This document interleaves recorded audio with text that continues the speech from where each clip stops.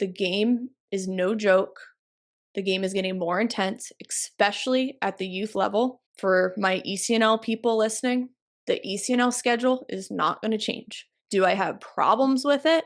How it is pretty much year round and there's no off season? Yes, I have problems with it, but we can't change that.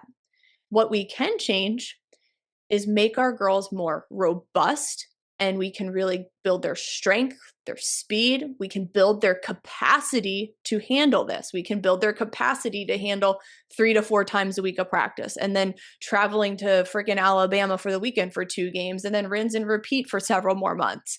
We can build their capacity. We can control that. We can't control crazy youth sports schedules. So in an ideal world, here's what I would recommend for people who are practicing and playing that much year round. 1 to 2 times a week in the in season consistently.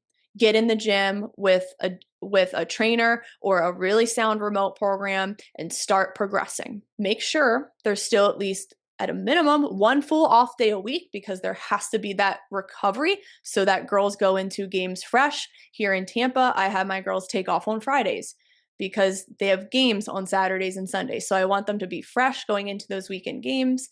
And then if there is a weekend where there's only 1 game, then great. You get that second recovery day that you can take fully off. So that's what I would recommend. 1 to 2 times a week in season strength and speed training consistently during the season. And then once they get into maybe more of an off season, maybe they're not playing as many games in the summer, but they're still practicing or preparing for playoffs, but no games, then maybe up the speed and strength training to 2 to 3 times a week consistently. Okay. And then maybe when they do have a full break, up at 3 to 4 times a week in the off season. That would be my ideal world for girls soccer players, for injury minimization and high performance, and improving things like speed, explosiveness, and agility.